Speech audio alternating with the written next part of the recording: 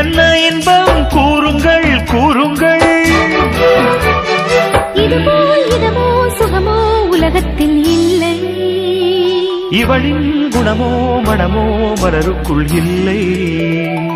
சேலை கட்டும் பெண்ணுக்கு ஒரு வாசம் உண்டு, கண்டதுண்டா கண்டவர்கள்